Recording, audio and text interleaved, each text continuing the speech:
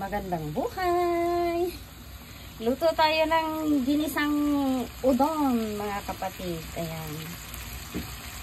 Gisa na natin ang bawang, sibuyas, ang carrots at ang balat ng manok.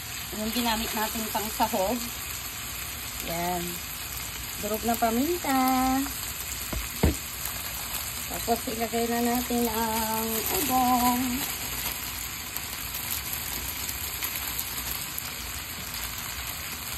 Yan, tatlong pakete yung gagamitin ko kasi syempre tatlong anak ko. Ayan. At siguradong magustuhan nila yan.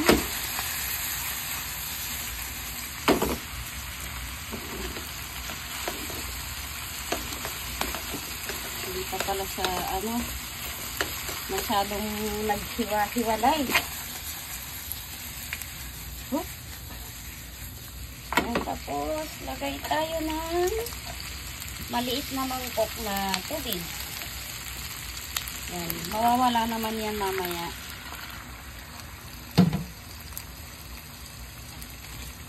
Takpan lang natin ng konti para mabilisan siyang maluto. Yan, kumukulo na siya. Kaya, para mas lalong maganda ang kanyang kulay, ay maglagay tayo ng pechay. Ayan. At pwede na nating ilagay ang pampalasa. Ayan, patis.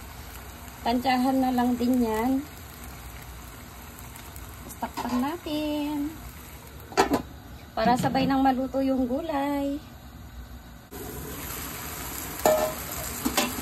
Haluin natin ng konti. Para mapunta sa ilalim ang gulay.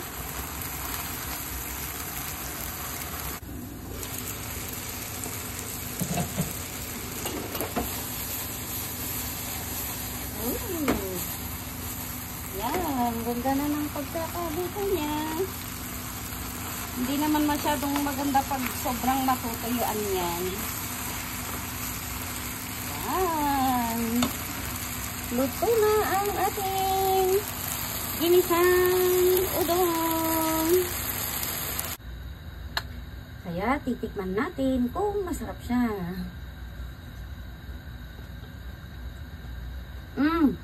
Sakto lang yung pagkakaluto ng gulay. Malutong siya.